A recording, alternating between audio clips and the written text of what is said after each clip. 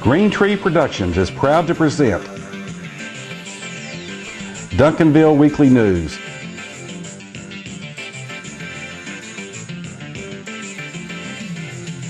It's the good news just for the City of Champions, Duncanville, Texas.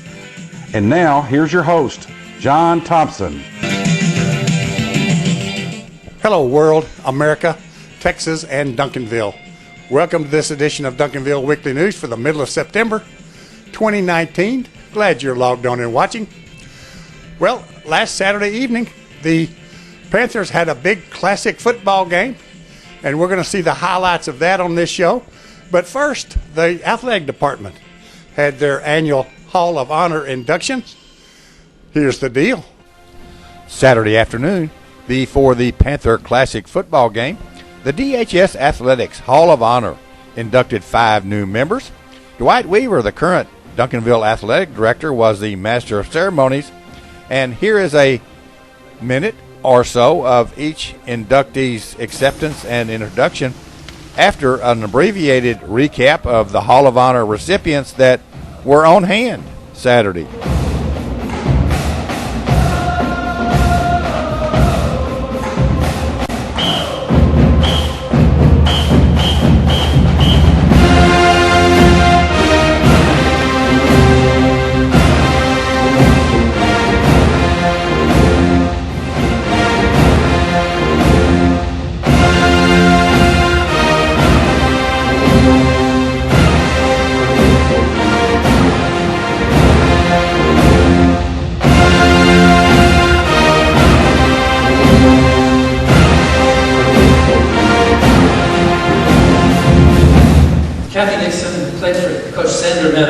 Led the Pantherettes to the state championship finals as a freshman and eventually to a total of 3 Final Fours.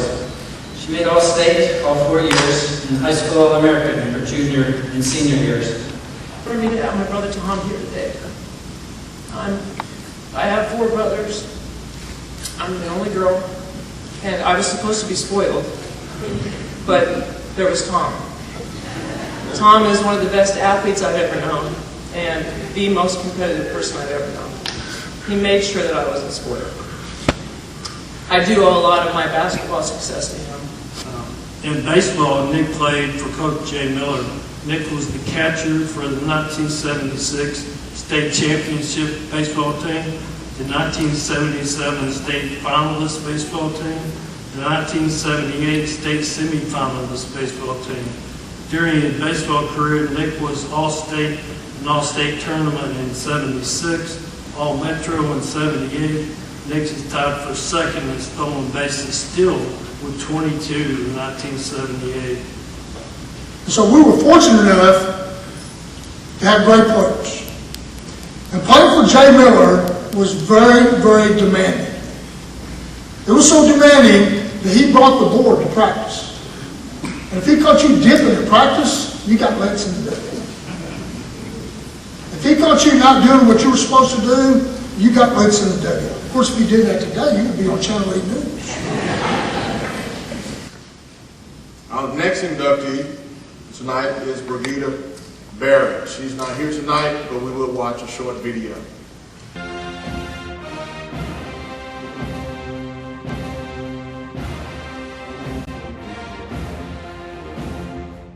And people knew who Adam Wooten was. They knew who it was at every meet we went to. And it just so happens that every time he would get the stick, the whole crowd at that time would go, woo! And, because he would get the stick. And he was the fastest athlete or sprinter in the state at that time. When that happened, winning the state championship with Duncanville became bigger to me because it wasn't just Carter against Duncanville, it was Duncanville against the whole city. Because everybody hated us back then. I don't know why. They just did not like Duncanville. We had one state football the year before, and people thought it was a fluke. I could talk about that state meet for about 20 minutes or so, but I won't. I just know I ran the leg of my life. Diva was the state champion before I even handed off the stick to Rico on third leg. There's a picture I put on Instagram and Facebook. I had my hand over my mouth after Daniel McLemore crossed the line and we were declared state champion. I wasn't shocked that we had won, but I was shocked that God had brought me back to what Coach Reed proclaimed to me when I was crying upstairs in the shower after my junior year. I almost quit, but the love of my team and the staff that I never realized, and the staff I realized that I never would have made it without them. His baseball career records at Duncanville, 1991, he had 11.4 strikeouts per game, which ranks him number 2 in Duncanville's history. In 1992, he had 10.6 strikeouts per game, which ranked him number 3. 1993, he allowed only 3.2 hits per game, which is still Duncanville's record. In 1993, he also had a perfect 13-0 record. You know, our junior and senior years, there's probably not been too many teams, probably in the state of Texas, with more talent that had the success we had. I think, and I've heard this, that, you know, the Duncanville baseball program in the decade of the 90s was the winningest high school program in the state of Texas. And for me to be a part of that tradition and get that started, you know, with that 1990 state championship team with Todd and Steve DeBrault, you know, continue that on and continues on to guys like Mike Bassett that's here today. You know, that decade of the 90s under Coach Bob Rombeck was pretty incredible.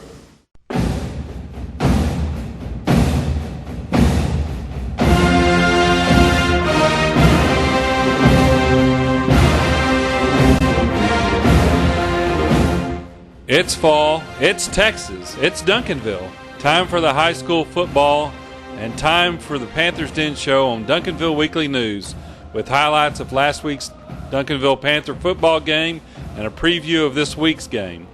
The Panthers Den is brought to us by Leon Miller Commercial Properties, James Memorial Chapel, John and Janelle at the Pope Financial Services of Raymond James and Associates, by Roma's Italian Bistro, Jerry and Todd at Fry Integra Insurance Agency, Wolverton Air Conditioning, Rick and Jamie at Ben Franklin Plumbing, Corbett Mitchell Media and Consulting Company, and Chubby's Family Restaurant. And now, here's John with the Panthers Den Show. Hello, Duncanville football fans, and welcome back to the Panthers Den Show. Well, Saturday evening, it was a big night at Panther Stadium, and, well, here's what happened. Saturday evening, in 97-degree temperatures, the Panthers hosted the St. John's College High School of Washington, D.C. in this year's Duncanville Classic game. The Cadets. St. John's College High School is a very highly nationally ranked high school football team, but had lost last week. A big crowd was on hand for this one. Captains Jaquindon, Savian, Chris, and James Mitchell are out to the midfield. St. John's won the toss and deferred, so the Panthers will receive. But first, a game ball presentation to the officials is made by local elected officials, headed by Mayor Barry Gordon and Mayor Pro Tem Don McBurnett, and some other Duncanville councilmen, Superintendent Mark Smith, and County Commissioner John Wiley Price. So finally, we're ready for a wind-aided touchback kickoff. It's 3rd and 10, and Jaquinton completes this pass to Marquelian Crow for 46 yards and a first down at the Cadets' 36-yard line. A couple of plays later, Roderick Daniels takes this screen pass and draws a penalty to put the Panthers on the St. John's College High School 7-yard line, where Tristan takes it to the house.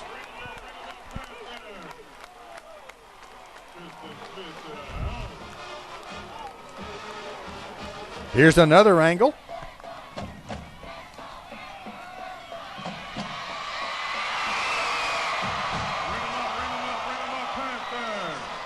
Ulysses hits the PAT. So with under 4 minutes gone in the game, the Panthers lead 7-0. The ensuing kickoff is taken at the 9 and returned to the 28 when Pierre Gorey gets the hit to go out of bounds. The Cadets were forced to punt a few plays later, and it's a good one, going out of bounds at the Panther 17-yard line.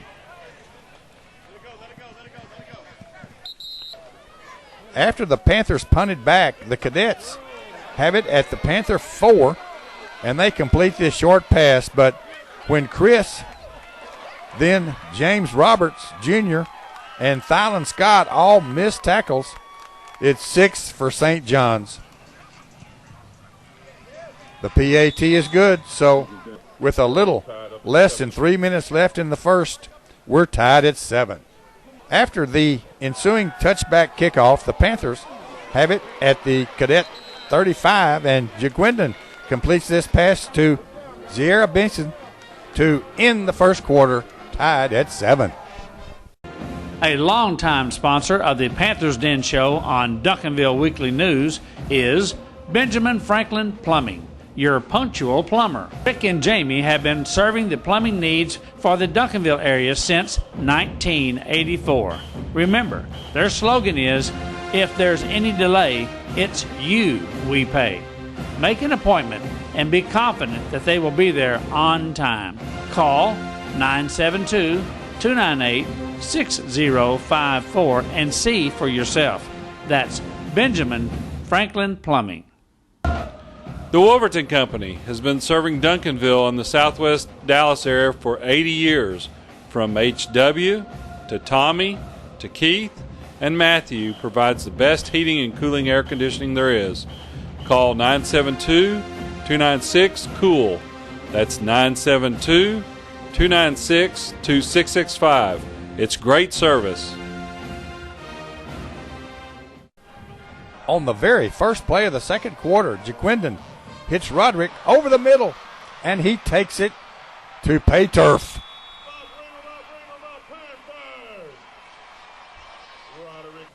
Ulysses added the extra point, so now it's 14-7. Panthers 9 seconds into the second quarter.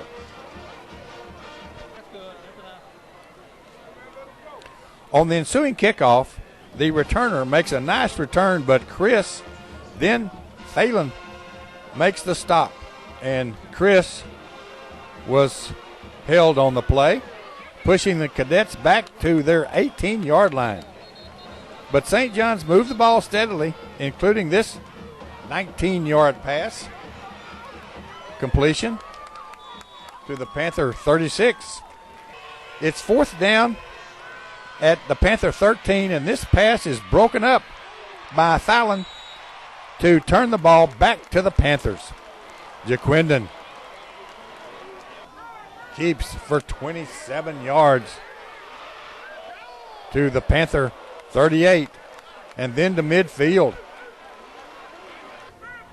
But the Panthers had to punt, and this play by Paul Pickens took us to the half, with the Panthers leading 14-7.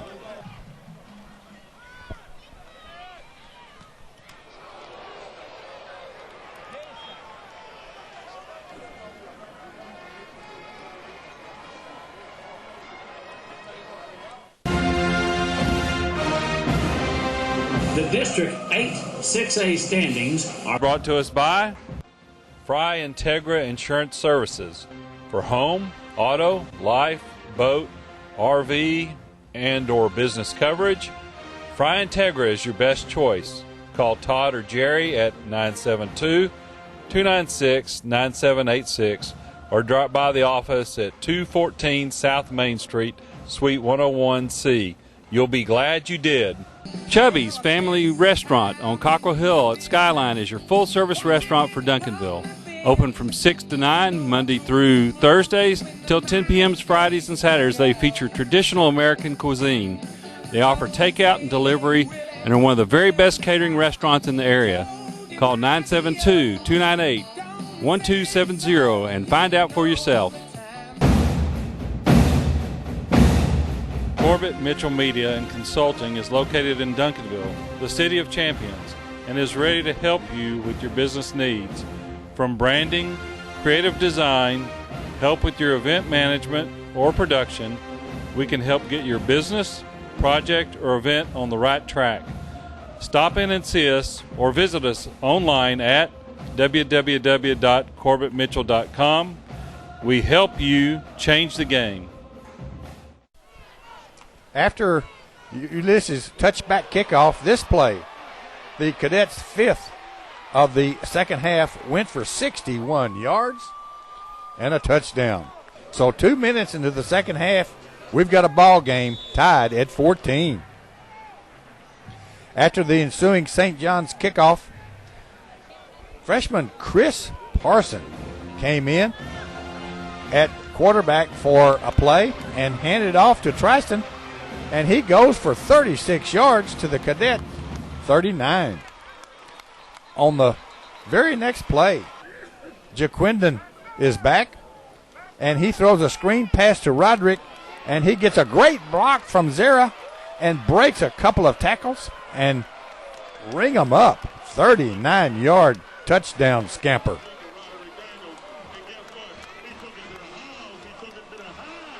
Ulysses makes it 21-14 with 8:41 left in the third quarter.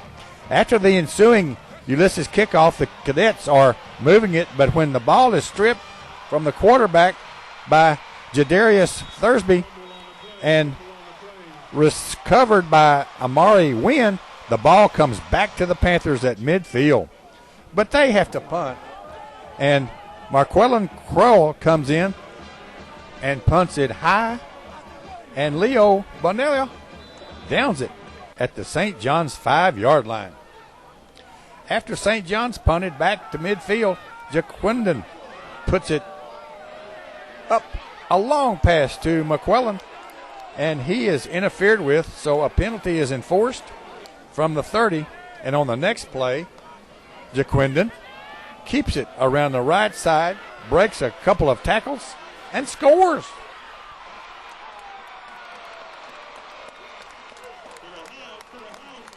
Ulysses kicks the point after. So with 2 minutes left in the third quarter and another punt by St. John's ended the quarter 28-14 Panthers.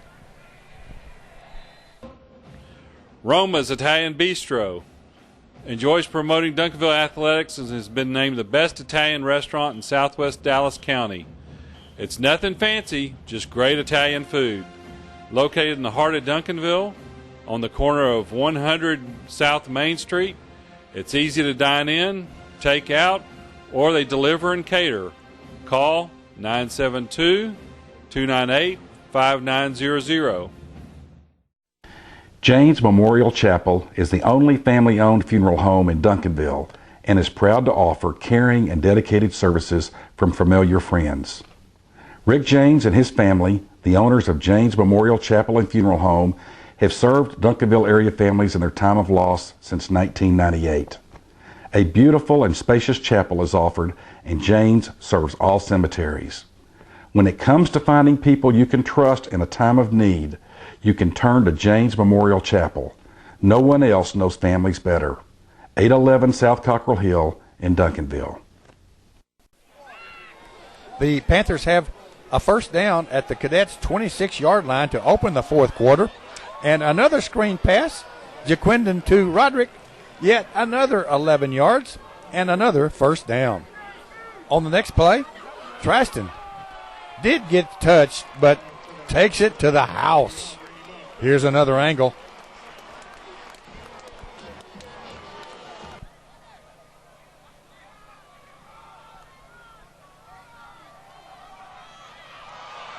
Ulysses does his deal, so now with 10:41 left in the game, it's 35-14 Panthers.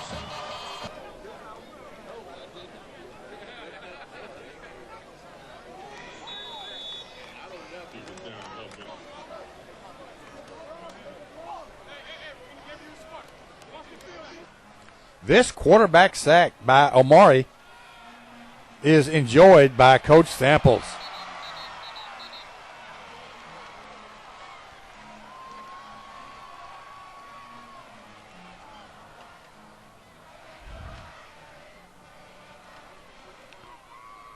Later, St. John's has a 4th down and go for it, but an incomplete pass turns it back to the Panthers. Later, after a Panther fumble, this defensive play and celebration dance by Ennis Rakestraw ended this one after a little scuffle by all the players on the field. Final, Panthers 35 and St. John's College High School of Washington, D.C. 14. The Panthers finished the non-FUIL District 8 6A schedule with a 3-0 record and have a bye week now before probably scoring 100 points in their next game.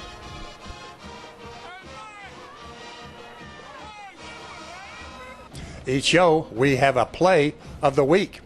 And in Saturday's game with the Cadets, it happened late in the 3rd quarter, right after St. John's had tied the game, when Jaquindon's screen pass to Roderick Daniels, who received a great block from Zara Beeson, then just outruns the rest of the defense to score the go-ahead for good touchdown. And that's why it's the play of the week. The play of the week is brought to us every game and every show by the Pope Financial Group of Raymond James.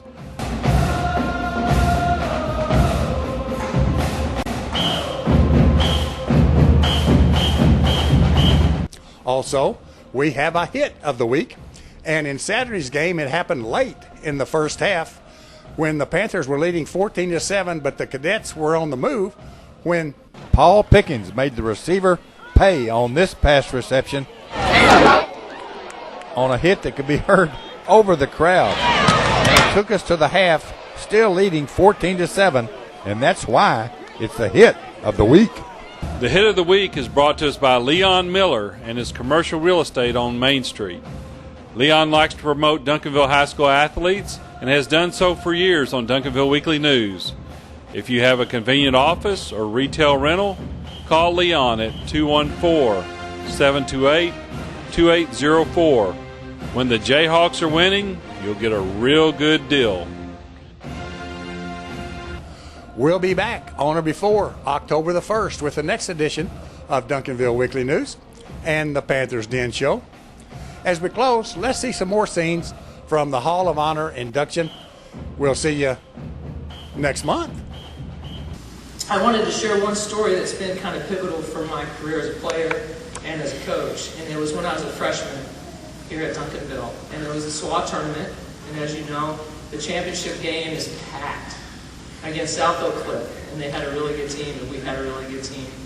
And I was 14 years old, and I was really scared. And Duncanville at the time was coached by Gary Blair, who's gone on to be a very successful women's college coach and was a great coach at South Oak Cliff. And they were known for their full court press, and they started pressing, and I started panicking, and I turned the ball over several times. Coach Meadows called a timeout. We went over to the bench, and I was out of breath from running around, out of breath from panicking, and I started to cry. And Doc Burton, our trainer, as I was thinking about the story, I don't know why he had a brown paper bag handy, but he did. And I started hyperventilating, and he handed me a brown paper bag.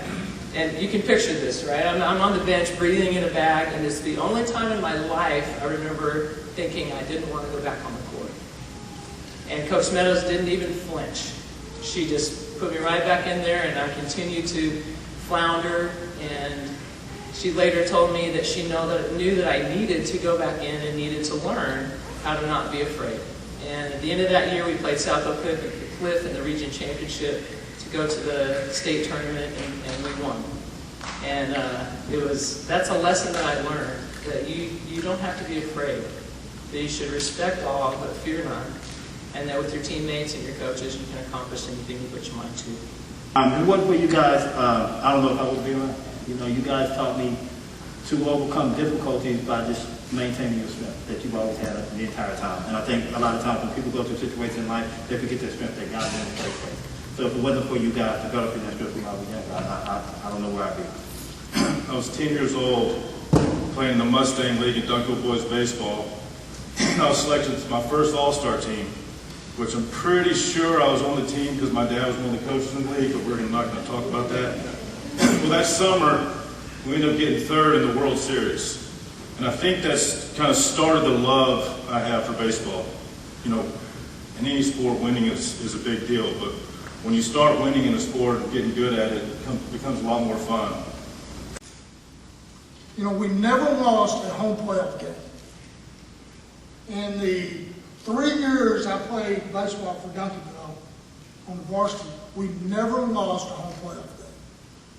For one reason, there would be 6,000 people come to the game. We would go out and there would be lawn chairs set up 2 hours before the game even started. You couldn't even find a seat at the game. And it wasn't just Duncanville people, it was people coming all over from Dallas, Oak Cliff, DeSoto, to come watch us play. And Pim Smith always had a certain spot. He had a certain spot that he said every time. So it was about competing on a certain level. Of course, we had good players. You know, there wasn't nothing wrong with Keith Krill. He was pretty good. And Leland Krill was pretty good. And Norman Boss, and Larry Long, and Bobby Thompson, Milo Cho, and Tank Davis. Those guys could play.